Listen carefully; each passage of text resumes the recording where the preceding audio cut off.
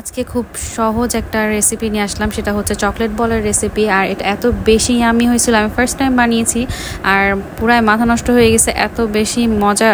আর এটা বানানো অনেক বেশি ইজি। তো প্রথমে আমার লাগবে 2টা ব্রেড, আর আমি ব্রেডগুলোকে ব্লেন্ড করে নিয়েছি। আর তারপরে নিয়ে নিয়েছি 2টা খেজুর, আর নিয়ে নিলাম সামান্য পরিমাণে দুধ, আর এটা আমি ব্লেন্ড করে নেব।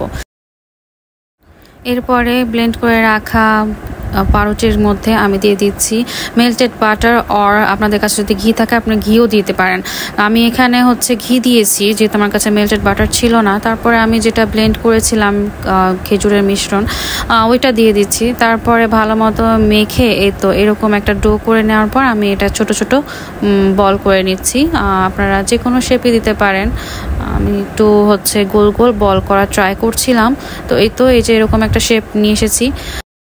তো এই তো আমার বলগুলো রেডি হয়ে গেছে। এবার আমি এটাকে চকলেট গানাশের মধ্যে ডিপ করব। তো এটা আমি চকলেটকে মেল্ট করে নিয়েছি, অ্যান্ড এটা মেল্ট করার জন্য আমি একটু দুধও নিয়েছিলাম যেন ভালো মতো একটু মেল্ট হয়। চকলেটগুলো মেল্ট হয়ে যাওয়ার পর আমি একটা একটা বল চকলেটের মধ্যে ডিপ করছি অ্যান্ড রেখে দিচ্ছি।